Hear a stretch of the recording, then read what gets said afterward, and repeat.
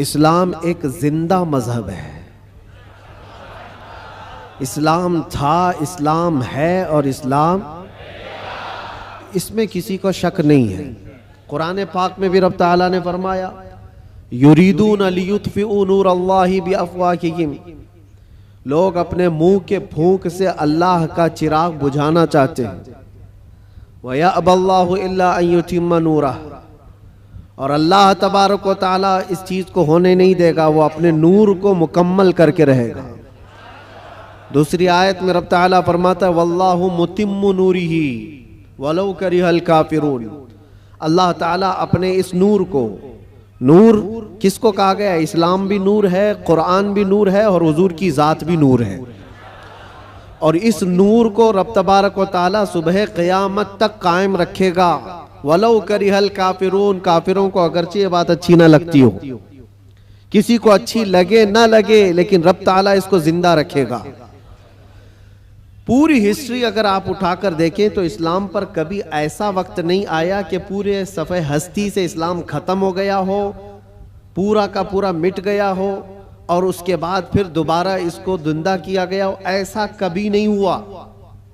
हाँ, करबला जरूर हुआ है, बद्र और हुनैन भी हुए हैं, उहद और खंदक भी हुए हैं, चंगेज और ततारियों ने कत्ले आम भी किया है, तारीख में खून बहुत किया गया है, लेकिन कभी ऐसी चीज नहीं बता सकते कि पूरा का पूरा इस्लाम धरती से मिटा दिया गया, खत्म कर दिया गया। इम्पॉसिबल है, होगा भी नहीं और अब भी नहीं होगा। तो फिर आप सबको डर कर जीने की जरूरत क्या है? जब अल्लाह ने कुरान में यह वादा फरमाया कि सुबह क़यामत तक इसको रोशन रखेगा, तो नहीं मरोगे मेरे अजीज। इक्का दुक्का जो कुर्बानियां होंगी वो करबला वालों के सदक़े कबूल कर ली जाएंगी। कुर्बानियां जो होंगी, जो आज पेश की जा रही हैं, लेकिन इस्लाम था और इस्लाम है, इस्लाम रहेगा। इसकी हक्कानियत की बुनियाद पर यह जिंदा रहेगा, मुसलमानों की टोपियों से नहीं। तुम्हारे चलत फिरत की वजह से इस्लाम जिंदा रहेगा ऐसी गारंटी नहीं है। इस्लाम हक मजहब है, वो अपनी हक्कानियत की बुनियाद पर जिंदा रहेगा। कुरान अल्लाह का कलाम है, उसकी हक्कानियत की बुनियाद पर वो जिंदा रहेगा। ये तो हमारा और तुम्हारा इम्तिहान है कि हम इस पर कितने अमल करते हैं, हम इस पर कितने कारबंद रहते हैं, हम इस पर कितना यकीन करते हैं। आपसे मैं ये पूछता हूं, क्या इस्लाम के लिए जितने सीरियस हो आप, जितनी मोहब्बत करते हो, दिलो जान से चाहते हो, तो क्या इस्लाम के लिए आप हकीकत में सीरियस हो, हकीकत में मोहब्बत करते हो? अगर हकीकत में मोहब्बत करते हो तो क्या इस्लाम को अपने घर में भी पसंद करते हो?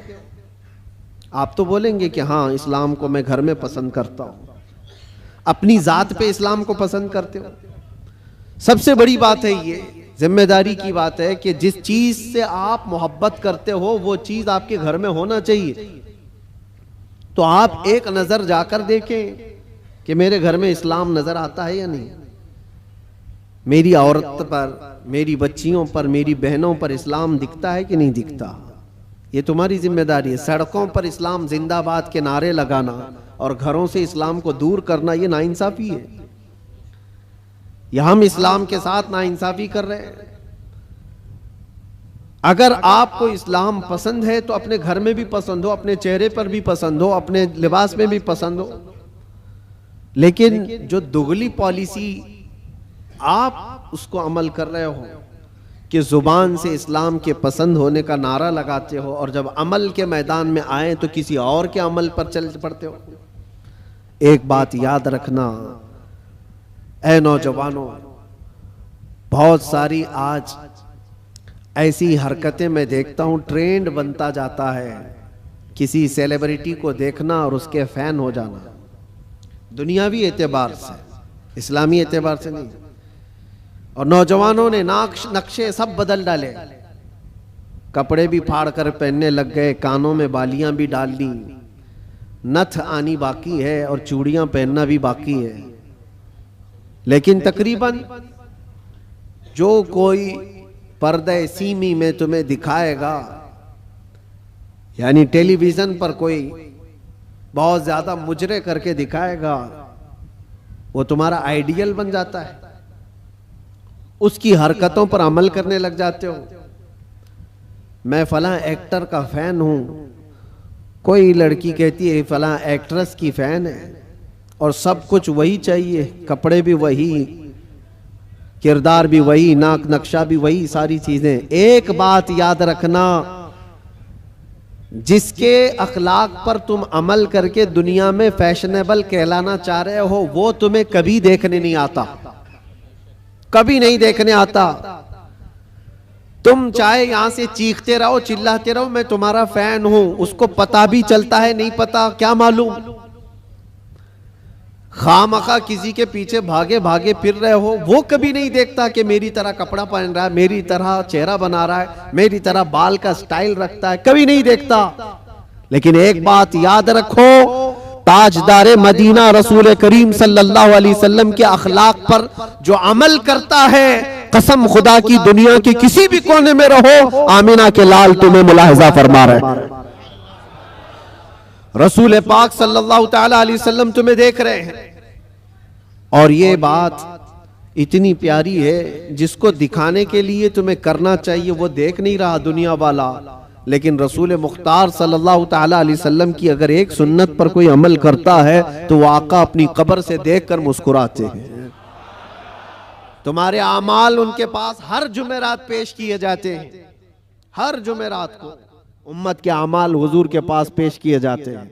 हुजूर पाक सल्लल्लाहु अलैहि वसल्लम फरमाते हैं, मैं अपने हर उम्मती को उसके बाप के नाम से पहचानता हूं, हर उम्मती को उसके बाप के नाम से पहचानता हूं। अब आप सोचो, कल जुमेरात है, हुजूर पाक सल्लल्लाहु अलैहि वसल्लम की बारगाह में फिर फरिश्ते हमारे हफ्ते भर के अमाल लेकर जा रहे होंगे, और सारी खबरें वहां पर पहुंचती हैं। अल्लाह के नबी सल्लल्लाहु ताला अलैहि वसल्लम फरमाते हैं, अगर अच्छे अमाल मेरे पास आए तो मैं खुश हो जाता हूं, अल्लाह का शुक्र बजा लाता हूं, और बुरे अमाल मुझ तक पहुंचाए जाते हैं तो गम होता है और मैं इस्तिग़फ़ार करता हूं। कितने जमाने तक हुजूर पाक सल्लल्लाहु अलैहि वसल्लम को गम पहुंचाते रहोगे, कब तक? इसीलिए मेरे अजीजों, आज के दौर में खास तौर पर ऐसे जो हालात आते हैं, ईद, बकरीद, मीलाद या जो भी ओकेशंस आते हैं, इसमें तुम्हारी जिम्मेदारियां बढ़ जाती हैं, तुम्हारे अखलाक और किरदार पर पूरी दुनिया नजर रखती है, हर एक देखना चाहती है। और हकीकत में देखा जाए तो तुम हुजूर पाक सल्लल्लाहु ताला अलैहि वसल्लम के तर्जुमान हो, तुम्हारे अखलाक देखकर लोग हुजूर को पढ़ने की कोशिश करें। नबी पाक सल्लल्लाहु ताला अलैहि वसल्लम तक पहुंचाने के लिए आप जरिया हो, आपके चलने फिरने के अंदाज, आपके लोगों से बात करने के अंदाज, ये सारी चीजें देख करके दुनिया हुजूर पाक सल्लल्लाहु अलैहि वसल्लम को पढ़ना चाहती है कि उनके गुलामों में 1400 साल के बाद ये जब अखलाक है तो उस नबी के अखलाक का हाल क्या हो। तो तुम्हारी जिम्मेदारी बढ़ जाती है जुबान को पाक करना, लोगों से मुलाकात के अंदाज को बदलना। अजीज़ान गिरामी वक़ार, नौजवानों पर आज बहुत सारी जिम्मेदारियां हैं। एक बात मैं आपको बताऊं, एक प्रोपेगेंडा जो फैलाया गया, मुसलमान सख्त होता है और मुसलमान खूनी होता है, कातिल होता है, आतंकी होता है, या फिर लूट मार चोरी, हर तरह की चीजें इसके ऊपर थोप दी गई। यूरोप की दुनिया में भी ये बहुत फैलाया गया है ताकि डर के मारे कोई इस्लाम को पढ़ना भी ना चाहे। तकरीबन आज से 13-14 साल पहले की बात मैं आपको बता रहा हूँ, उससे भी ज्यादा पहले अफगानिस्तान में जब हालात बहुत खराब थे, वहां पर नेटो की सारी फौजें उतरी हुई थीं, एक बड़ी जंग चल रही थी। उस वक्त अमेरिका की रहने वाली एक न्यूज रिपोर्टर, लेडी है, औरत है, वो हालात का मुआयना करने के लिए अफगान आई थी। वो कहती है कई दिनों तक मैं अलग अलग इलाकों में जाकर के रिपोर्टिंग करती थी और वापस शाम में अपनी जगह पर आ जाती, अपनी क़यामगाह पर आ जाती। एक बार ऐसा हुआ कि एक इलाके में मैं पहुंची और वहां से तन्हा आ रही थी, तो जो फौजी थे कुछ जो वहां तैनात थे, महीनों से वो जंग के मैदान में उतरे हुए फौजी, लेकिन उस इलाके के फौजी नहीं, नेटो के फौजी, जिसमें तकरीबन 45 कंट्रीज के फौजी थे, यूरोप के सबके। उन फौजियों में से 2 फौजियों ने इसको पकड़ लिया, इस औरत को, और इसके साथ कुछ गलत करने के इरादे से वो एक अंधेरी जगह पर उसको खींच रहे थे, ले जा रहे थे। शाम का वक्त था। इत्तेफाक ऐसा कि 2 नौजवान मस्जिद की तरफ जा रहे थे, मोमिनीन में से 2 नौजवान वहां से गुजर रहे थे। तो वो 2 नौजवानों ने अचानक जब ये हालत देखी कि एक खातून को जोर जबरदस्ती पकड़ करके कुछ लोग घसीट रहे हैं, तो उन्होंने आवाज लगाई और ताकतवर पठान लोग थे, हमला आवर हुए। तो फौजी चूंकि गलत नीयत से उसके साथ बदतमीजी कर रहे थे, छोड़ करके भाग गए जब तक उस औरत के कपड़े उपड़े फटे हुए थे, हालत बुरी थी। लेकिन ये 2 नौजवान मुसलमान थे, दाढ़ी टोपी वाले, उस खातून को वहां से आजाद कराया और अपने तरफ ले लिया, अपने पास ले लिया। ये खातून कहती है कि मुझे तो ज्यादा डर लग गया कि ये वहशी मुसलमानों के हाथ में आ गई, अब पता नहीं क्या करेंगे, सीधे ज़बह करते हैं लोग। क्योंकि बचपन से प्रोपेगेंडा दिमाग में था, अमेरिका की रहने वाली, उसके दिमाग में यही सारी चीजें भरी गई थी। मुसलमान सख्त होता है, कातिल होता है, आतंकी होता है, लुटेरा होता है, न जाने क्या क्या चीजें फैलाई गई हैं। वो डरी हुई थी औरत, क्या पता नहीं, वो तो फौजियों के हाथ में थी, वो अपनी जिस्मानी ख्वाहिश पूरी करके छोड़ देते। लेकिन ये लोग तो बहुत खतरनाक किस्म के लोग हैं, ये तो सीधे ज़बह कर देते हैं, खून बहा देते हैं। डरी सहमी हुई उन 2 नौजवानों के हाथ में तो आ गई, लेकिन वो 2 नौजवान लेकर गए, एक कमरे में इस खातून को बंद कर दिया और ताला लगा दिया, बंद कर दिया। ये डरी थी शायद मेरी मौत का कोई परवाना आने वाला है, या कुछ भी मेरे साथ किया जा सकता है, या हो सकता है मुझे किडनैप करके हमारे मुल्क से कुछ मेरे बदले में मांगने वाले हो।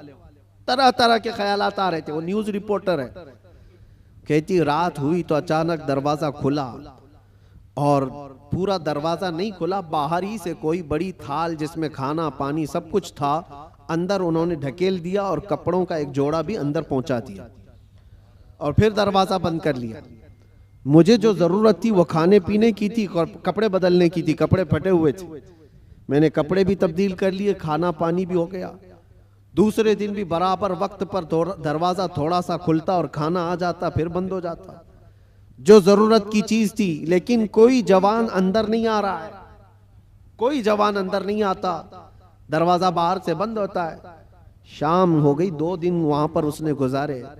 उसके बाद वो कहती है कि उसके सिफारत खाने के लोग, उसके एम्बेसी के जिम्मेदार लोग आए उन नौजवानों के साथ। जब दरवाजा खोला और उनकी जुबान में, उसी औरत की जुबान में बात किया और कहा कि हम तुम्हारे सिफारत खाने से आए हैं, इन नौजवानों ने आकर हमें ये इत्तिला दी कि फला मुल्क की इस तरह की एक खातून मजलूम थी, हमने उसको पनाह दिया है और उसकी हिफाजत की है, आप आए, अपनी औरत को ले जाएं और उसके मुल्क तक सही सलामत पहुंचाएं। सिफारत खाने के जिम्मेदार लोग आए, उस खातून को सारा वाकया बताया कि इन नौजवानों ने तेरे लिए गायबाना तौर पर क्या मेहनत की। उसका दिमाग पूरा अलग तरीके से चलने लगा कि मैंने बचपन से सुना है ये मुसलमान वहशी होते हैं, आतंकी होते हैं, कातिल होते हैं, लुटेरे होते हैं, ये तो कदम भी नहीं रखते मेरे कमरे में। मैं भी औरत हूँ, खूबसूरत हूँ, जिस्म मेरे पास है, लेकिन कभी इन्होंने देखा भी नहीं मुझको। 3 दिन उनके पास गुजारी और उसके बाद जब सिफारत खाने के लोग जिम्मेदार आए और उसको आज़ाद करवाया, वहाँ से ले जा करके वो उसके वतन तक पहुँचाया।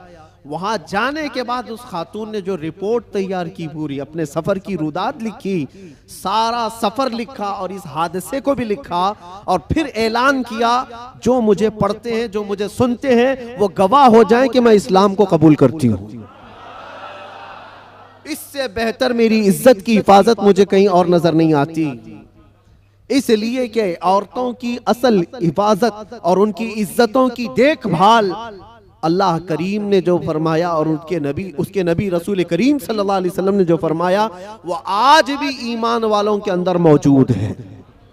नौजवानों, तुम्हारे अखलाक लोगों के लिए रसूल पाक का तर्जुमानी का काम करते हैं, उनके एम्बेसडर हो आप। और ख़ास तौर पर रमज़ान में आप देखना कई मोहल्लों में जहाँ तुम्हारी शब्बाशी हो रही होती है, रात की रौनकें, और इस शहर में ख़ास तौर पर जो चकाचौंध रोशनी है, इसको देखने के लिए बहुत सारे लोग आते हैं, बल्कि दूसरे ही ज़्यादा आते हैं। हो सकता है खाने पीने आते हो, मौज मस्ती भी मकसद हो सकती है, लेकिन मेरे अजीजों, इन दिनों में तुम्हारे अखलाक व किरदार बहुत अहमियत के हामिल होते हैं। इस वक्त तुम हुजूर पाक सल्लल्लाहु अलैहि वसल्लम के रिप्रेजेंटेटिव हो। रमजान को इस तरह से गुजार करके दिखाओ कि आज भी हमारे अंदर स्पिरिचुअलिटी, रूहानियत कैसी है। हम खाने पीने के लिए पूरी रात गुजारने वाले लोग ही नहीं हैं। खाना पीना तो जिंदगी का एक छोटा सा हिस्सा है। हम आए हैं यहां अपने रब को राजी करने के लिए। इस्लाम का ये अजीम मैसेज और इस्लाम का ये अजीम पैगाम पहुंचाने का जरिया है। कितने ऐसे लोग हैं जो हमसे राब्ता करते हैं। मेरे अजीजों, सच बताऊं, जो हमारे दीन में नहीं है वो प्यासे हैं। बहुत सारे लोग, मर्द हजरात भी, औरतें भी, लड़के भी और लड़कियां भी, दूर दराज से वो किसी न किसी तरह से कांटेक्ट करने की कोशिश करते हैं कि हमारी रूह बहुत प्यासी है, हमारी रूह बहुत प्यासी है। और हम अपनी रूह की सैराबी ढूंढते ढूंढते उम्र बिता चुके हैं, लेकिन हमने आपके बयान सुने या फिर इस्लाम की ये सारी चीजें देखी हैं तो रूह को सुकून सा नजर आता है, सुकून सा नजर आता है। उन लोगों को जो आत्मा की शांति कहीं नहीं मिलती, मेरा चैलेंज है वो रब्बे जुल जलाल के सजदे में उन्हें सारा सुकून मिल जाएगा। इसलिए कि बनाया हुआ पालनहार हकीकी का ये जिस्म है, अल्लाह का बनाया हुआ ये जिस्म है। और उसी ने कुरान में ये फरमाया, अला बिज़िक्रिल्लाहि तत्मइन्नुल कुलूब, आगाह हो जाओ, अल्लाह के जिक्र में ही तुम्हारे दिलों का सुकून है, अल्लाह के जिक्र में तुम्हारे दिलों का इत्मीनान है। और ये इत्मीनान करने के लिए तो रमजान है। आप देखना, यहां से उसी आदमी का भागने का मन करता है मस्जिद से जिसका दिल काला हो चुका होता है, जिसका दिल पत्थर से सख्त हो गया हो।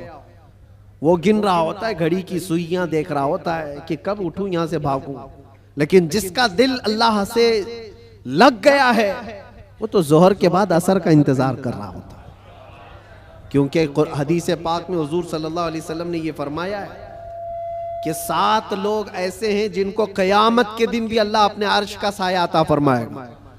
वो 7 लोगों में से एक ऐसा आदमी है, रजुलुन तअल्लक़ क़ल्बुहु बिल मसाजिद, ऐसा आदमी जिसका दिल हमेशा मस्जिद में लटका हुआ रहता है। दिलों का सुकून रब्बे जुल जलाल के हुजूर है, और ये पूरी दुनिया को बताने की भी जरूरत है। आज नफ्सा नफ्सी का दौर है, मादियत परस्ती है। लोग आज चाहे वो जितने भी चमत्कार देख करके भागे, लेकिन मेरा एक यकीन है मेरे अजीजों, रूह का सुकून उन्हें कहीं नहीं मिलता। पैसे भी बर्बाद किए हुए बहुत सारे लोग हैं, दौलत को बेहिसाब खर्च करके अपना आराम ढूंढने वालों को भी मैं जानता हूं, लेकिन फिर भी उनको वो रूहानी सुकून नहीं मिलता। क्योंकि हमें यकीन है कि ये पूरी जो बॉडी है, ये पूरा जो जिस्म है, किसी और ने नहीं बनाया, अल्लाह रब्बुल इज्जत ने बनाया, और वही बेहतर जानता है। और उसी की तरफ से अगर कल्ब को सुकून मिला तो मिल सकता है, बाकी कोई ताकत तुम्हें सुकून नहीं दे सकती, कोई ताकत नहीं। कोरिया का एक शख्स बहुत मालदार, बल्कि मैं आपको बताऊं, मुल्क का ऐसा मालदार जो मुल्क की हुकूमतें बदल देता। मैं पूरे नाम के साथ तफसील में नहीं जा रहा हूं, लेकिन वो एक बहुत बड़ी मोबाइल कंपनी का मालिक, पूरी दुनिया को मोबाइल पहुंचाया, सारी चीजें किया, लेकिन उसका आखिरी वक्त आप अगर मुताला करोगे तो बेचारा ऐसा बिस्तर पर आ गया कि एक रोटी उसके हलक में नहीं जा पाती थी। उसका बेटा उसकी जगह लिया, लेकिन डॉक्टर्स की जो फीस बताई जाती है ना, जो खर्चा होता है, वो एक डॉक्टर को पर डे वो लोग 1 करोड़ रुपए खर्च करने को तैयार थे।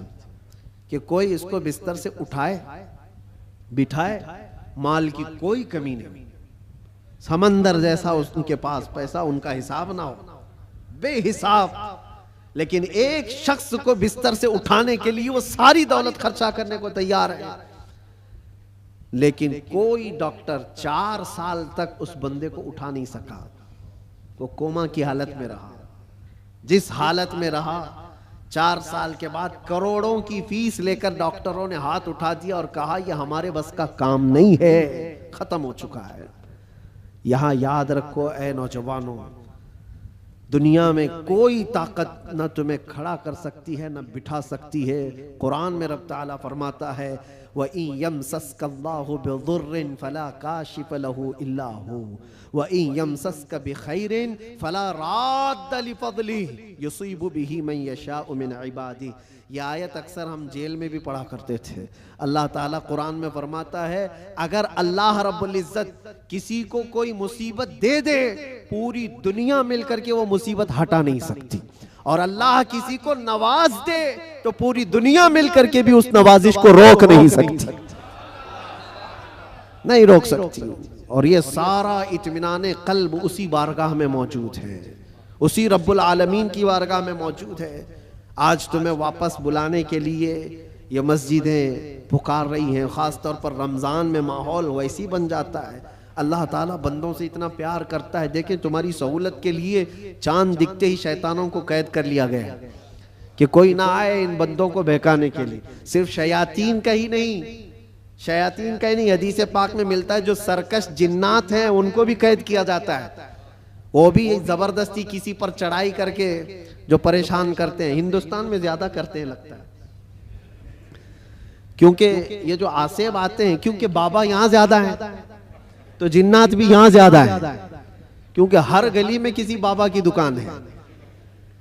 और जिन्नात भी यही सोच कर के आते होंगे कि इनका धंधा चलने लगे यहीं से। बाकी मुल्कों में तो बहुत कम नजर आते हैं, दूसरे मुल्कों का भी हमने सफर किया है, वहां आसेब ज़दा लोग, जिन्नात जिनके ऊपर आकर के परेशान करते हैं, ऐसे पेशेंट, ऐसे मरीज बहुत कम दिखते हैं। वो मुझे अभी तक पता नहीं वजह क्या है कि जिन्नात हिंदुस्तान में ज्यादा क्यों है, जो लोगों के ऊपर चढ़ते हैं, सवार होते हैं। खैर, और अगर कोई रमजान में भी ये आसेबी मामलात का शिकार हो करके या बीमार ज़्यादा लगता है, तो मुझे नहीं लगता कि हकीकत में उस पर कोई जिन्नात है। ये तो हदीस पाक में है कि जो सरकश जिन्नात हैं, चांद दिखते ही रमजान के उनको कैद कर लिया जाता है। फिर क्या चीज है तुम्हारे पास जो तुम्हें बहका कर ले जाए?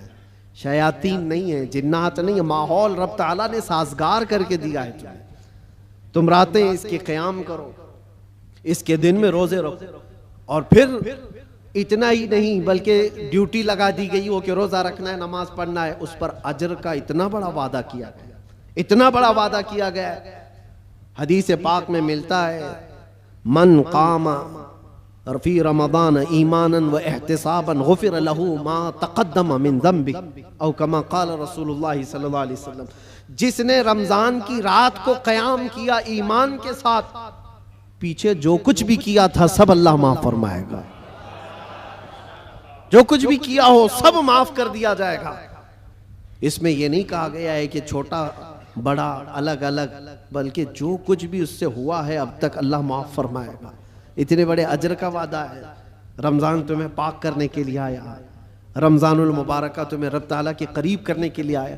रोजे भी फर्ज किया रब ताला ने तो ये फरमाया लअल्लकुम तत्तकून, तुम पर रोजे इसलिए फर्ज किए गए कि तुम्हें तकवा आ जाए, तुम परहेजगार बन जाओ।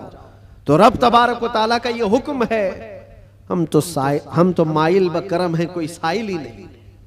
रोज इसकी रातों पर रब ताला निदा फरमाता है, कोई मुझसे बख्शिश तलब करे मैं उसे माफ करूं।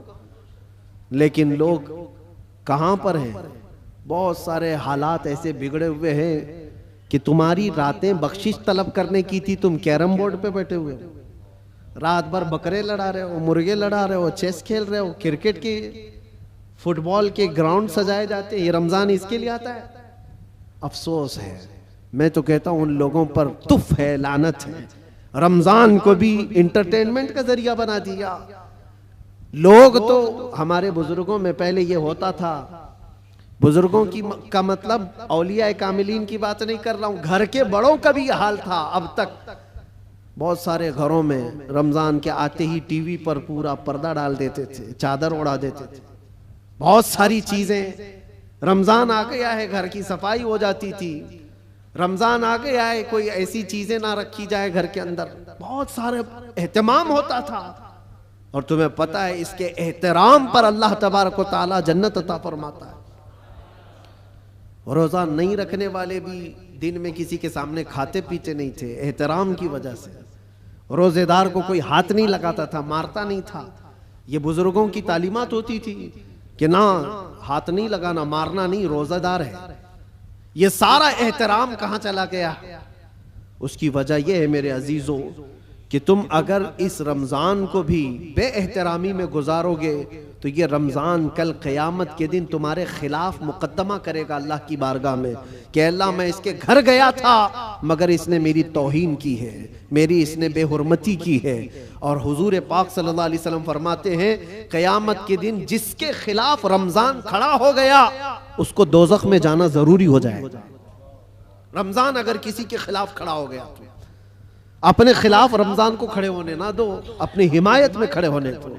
कल रमजान आए क़यामत के दिन और तुम्हारी सिफारिश करे कि मौला ये मेरी रातों को जागता था, ये मेरे दिन को तिलावत कुरान करता था, रोजे रखता था, गुरबा और मसाकीन में खैरात करता था, तुम्हारी नेकियों की गवाही खुद रमजान देगा।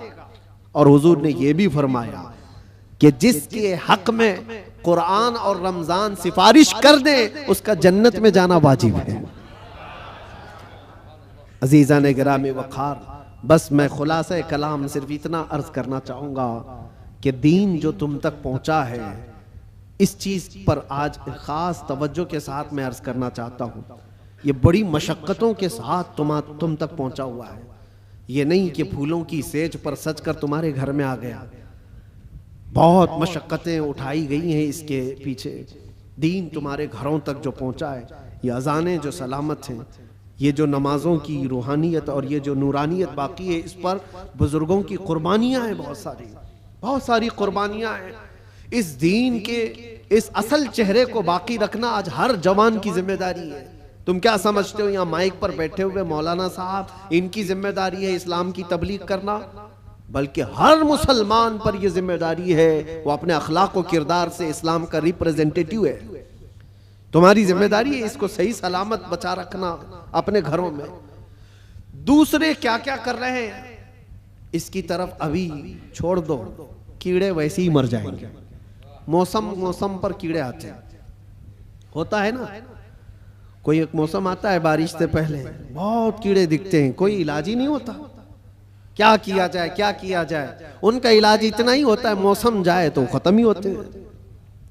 वैसे ही इस्लाम के मुतालिक, कुरान के मुतालिक, नबी पाक सल्लल्लाहु अलैहि वसल्लम की ज़ात के मुतालिक हर्जा सराई करने वाले, दुश्मनी पैदा करने वाले हर ज़माने में आते हैं, लेकिन उनका एक ख़ास मौसम होता है। उसके बाद फिर इस्लाम उसी आबो ताप के साथ चमकता रहता है। इस्लाम वैसे ही चमकता रहेगा। ना इसको चंगेज हिला पाया, ना इसको हलाकू हिला पाया, ना इसको बड़े बड़े ताकतवर हिला पाए।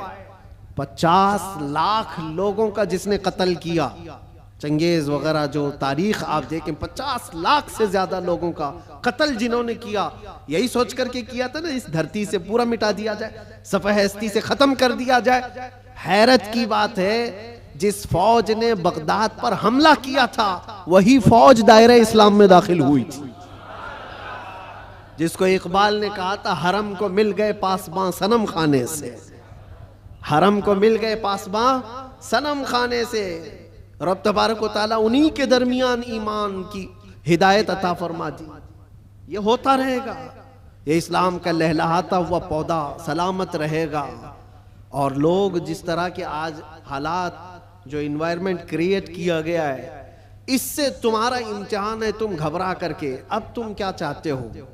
एक सवाल मैं करता हूं, इस्लाम में हो तो इस बात पर तुम्हें कभी गिल्टी फील होता है, कभी शर्म महसूस होती है? कभी शर्म महसूस होती है कि मैं मुसलमान हूं? नहीं शर्म आती है तो फिर टोपी क्यों छुपाते हो? अगर शर्म नहीं आती है तो फिर दाढ़ी क्यों निकाल फेंकते हो? क्यों?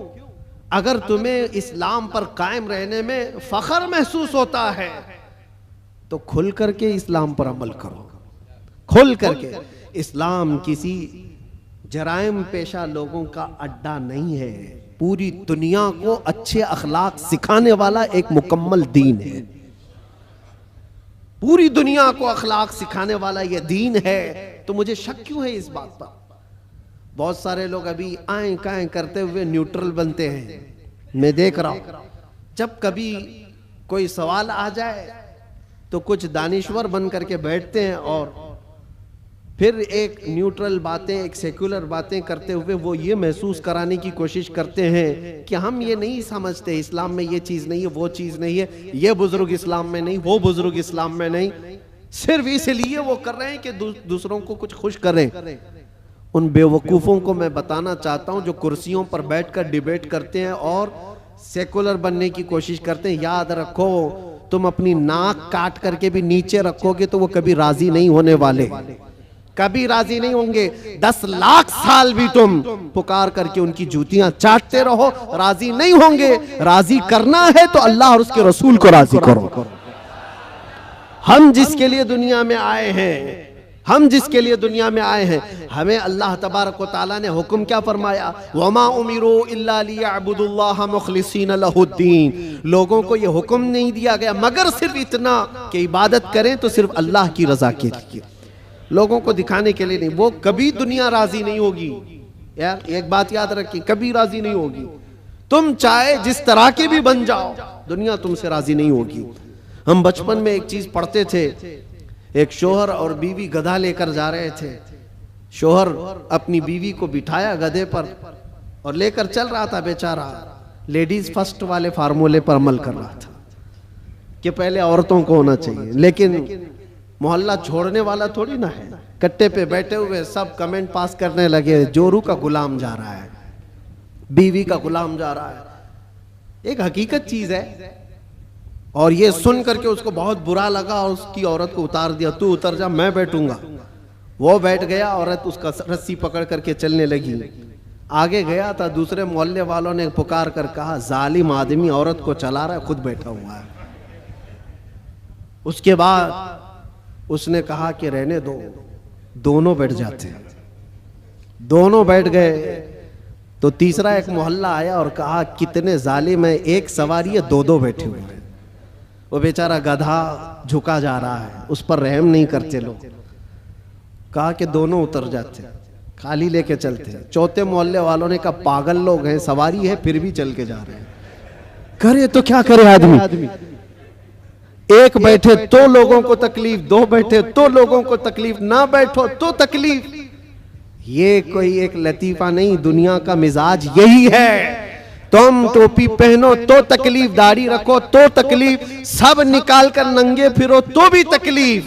दुनिया कभी तुमसे राजी नहीं होती। हाँ, एक फार्मूला याद रखो, जैसे हो तैसे हो, फटे पुराने कपड़े ही क्यों ना हो, एक सजदा करो मौला राजी हो जाता है। एक सजदा करो मौला राजी हो जाता है। इसी को इकबाल ने कहा था, वो एक सजदा जिसे तू गिरा समझता है, 1000 सजदों से देता है आदमी को नजात।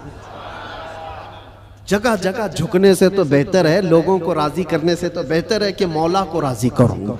इसलिए कि कुरान में क्या पढ़ा है आपने, इन्ना लिल्लाही व इन्ना इलैहि, जिसका तर्जुमा क्या होता है, हम अल्लाह के लिए हैं और अल्लाह ही की तरफ लौटने वाले। हर मरने वाले के देख करके पढ़ते हैं कि नहीं पढ़ते?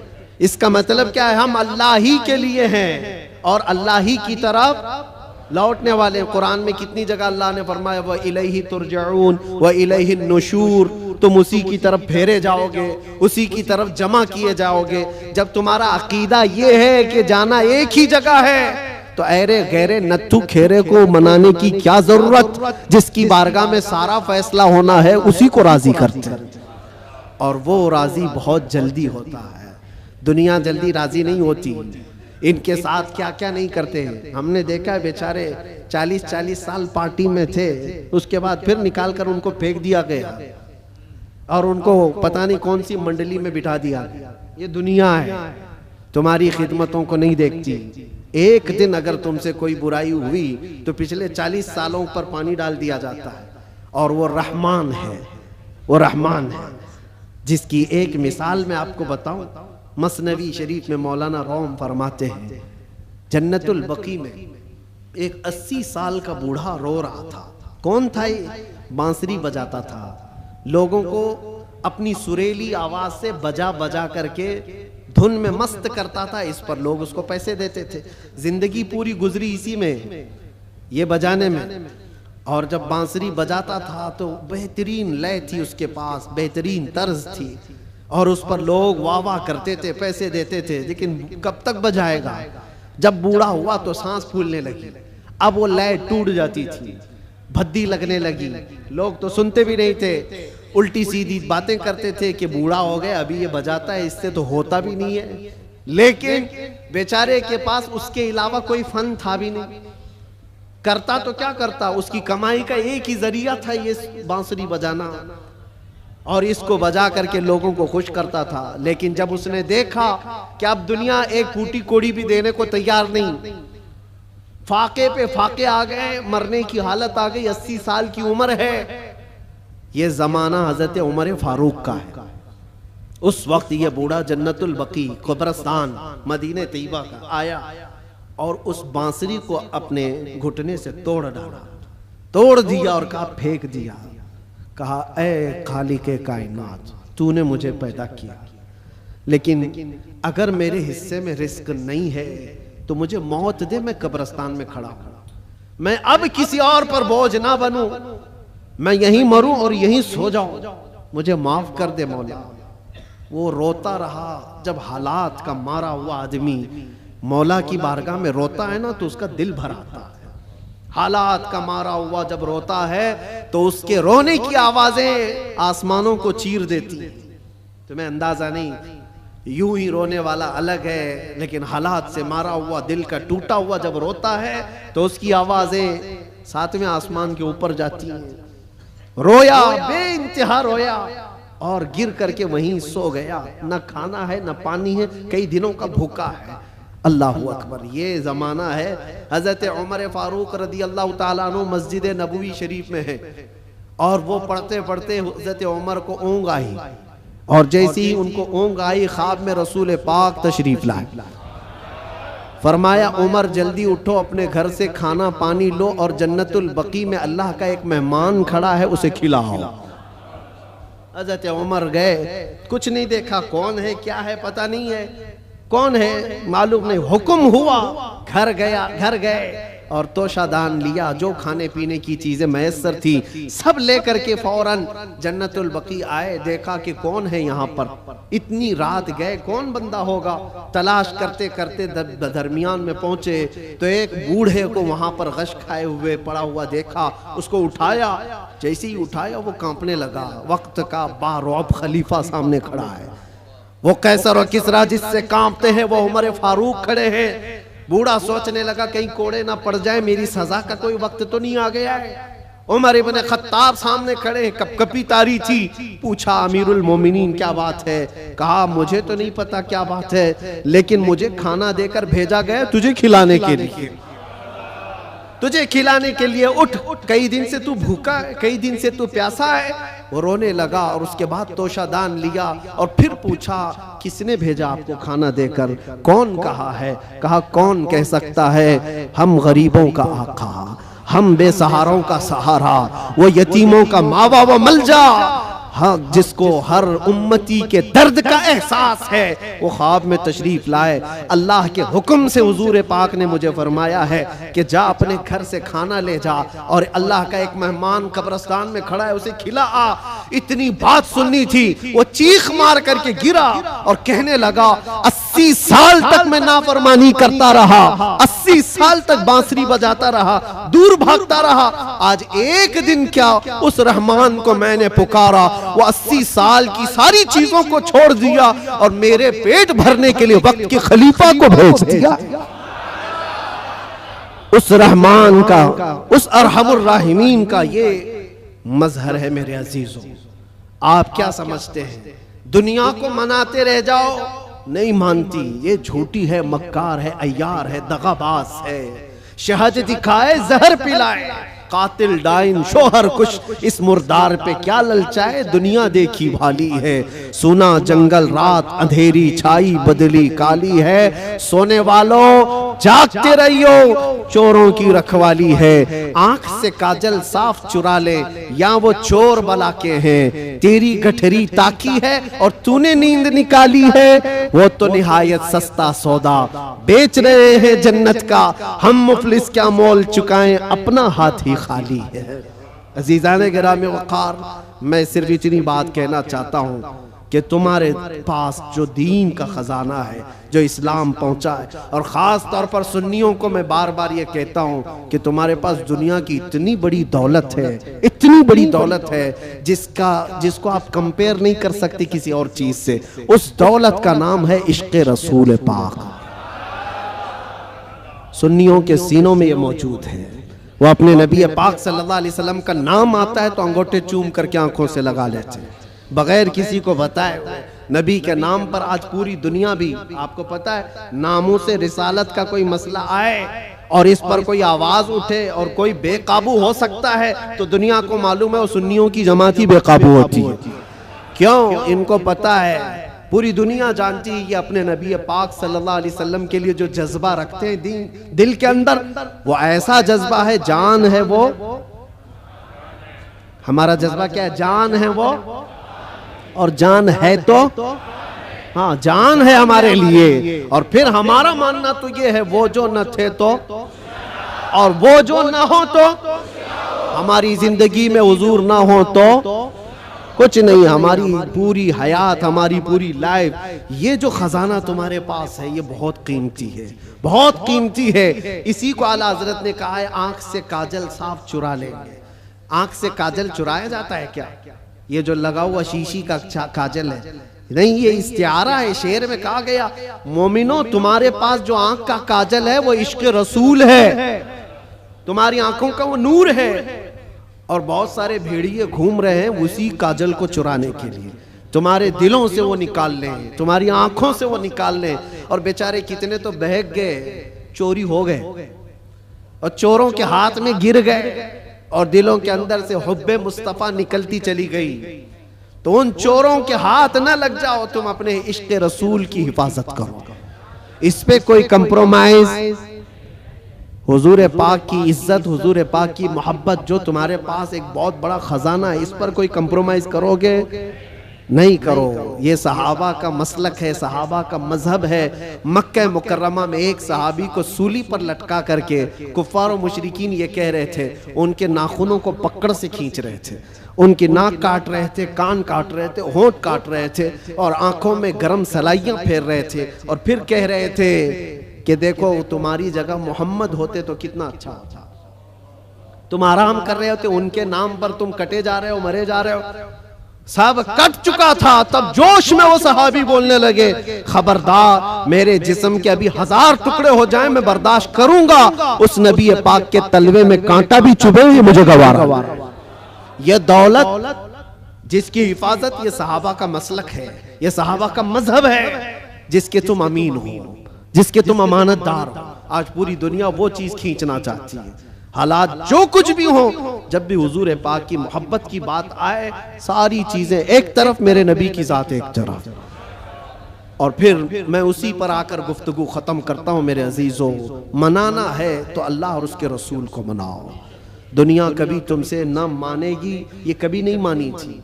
और जिन्होंने इनकी गुलामी की है वो आज देख रहे हैं उनकी हालत क्या है। वो ऐसी हालत हो गई, धोबी का कुत्ता, न घर का न घाट का, इधर के भी नहीं रहे उधर के भी नहीं रहे। जिन्होंने गुलामी की है इस तरह से अपनी जिंदगी ना गुजारो। कुछ तो उनको राजी करने के लिए गए थे बेचारे, नाम भी बदल लिए, कपड़े भी बदल लिए, सब कुछ करके देख लिया, लेकिन वो बड़े खूंखार लोग हैं। वो दूसरी कास्ट को बर्दाश्त नहीं करते, तुझे कहां से बर्दाश्त करें। लात मार के भगाया। कई जगहों पर ये हालात तारीख में पढ़ते आओ। इसलिए राजी करना हो तो अल्लाह उसके रसूल को राजी करो। और वो अभी मैंने वाकया बताया है, कितनी जल्दी मौला राजी होता है, कितनी जल्दी मौला राजी होता है। यहाँ तक कि एक हदीस और सुन लो, हुजूर पाक सल्लल्लाहु अलैहि वसल्लम महवे ख्वाब थे, आंखें बंद थी, और उसके बाद अचानक मुस्कुराने लगे, और इतनी जोर से कि आपके दंदाने मुबारक नजर आए। सहाबा ने पूछा, या रसूल अल्लाह सल्लल्लाहु अलैहि वसल्लम क्या बात है? तो हुजूर ने फरमाया, अल्लाह करीम एक मिसाल में मुझे बयान फरमा रहा है। क्या चीज है? हुजूर फरमाते, मैं तुमसे पूछता हूँ, सहरा में कोई आदमी अपनी ऊँटनी लेकर साजो सामान के साथ जा रहा हो, सहरा डेजर्ट में, और डेजर्ट का हाल ऐसा होता है कोई रास्ता ही नहीं मिलता, अगर भटक गया तो मौत भी हो जाती है, जिसको मौजे सुराब कहते हैं। हर तरफ चमकता हुआ पानी दिखता है, और जहाँ जाता है वो रेत होती है, बालू होती है, और इसी भटकने के आलम में उसकी मौत भी हो जाती है। बहुत सारे सहरा की मौत अरब वाले जानते हैं। हुजूर पाक सल्लल्लाहु अलैहि वसल्लम साहबा से पूछते हैं, अगर कोई बंदा सहरा का सफर कर रहा है, साथ में खाना पानी और ऊँटनी साथ में सफर के सवारी है, लेकिन बीच रास्ते में एक जगह पहुंचा जहां उसे नींद आई और सो गया, उसकी ऊँटनी भी गायब और उसका साजो सामान भी खत्म। जब उठा तो परेशान। अब ये अरब के लोग बेहतर जानते हैं, सहरा में किसी के खाना पानी खत्म हो जाए, सवारी चली जाए तो उसका क्या हाल। वो बंदा जब नींद से उठा तो हर जगह ढूंढा, उसकी ऊँटनी कहीं नहीं मिली, उसका खाना पानी कहीं नहीं मिला, हर जगह से ढूंढ ढूंढ कर थक गया, मौत के करीब था, मौत के करीब था। फिर अचानक उसको नींद लगी। एक दिन गुजरा कि 2 दिन, जो भी है, मौत के करीब था, नींद आ गई। थोड़ी देर के बाद आंख खुली तो उसकी ऊँटनी भी सामने है, खाना भी सामने।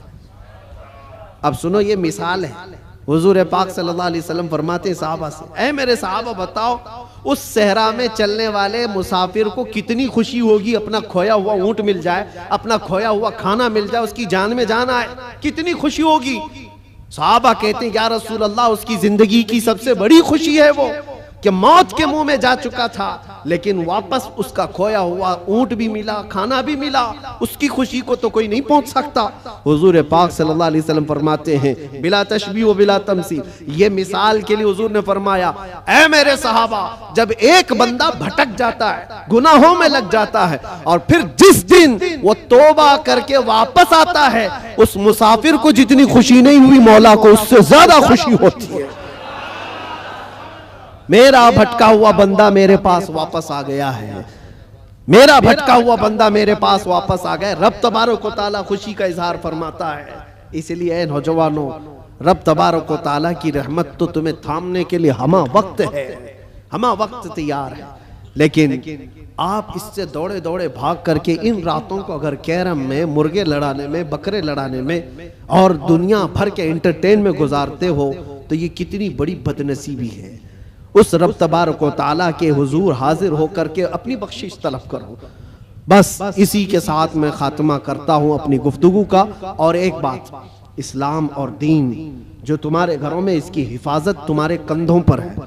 हर घर में जिम्मेदारी है, अपने बच्चों को ये सिखा करके जाओ, दीन हमारे घर में जो आया है वो इंटरनेट से नहीं आया है, ये बुजुर्गाने दीन का फैज और करम है जो हम तक ये दीन पहुंचा है।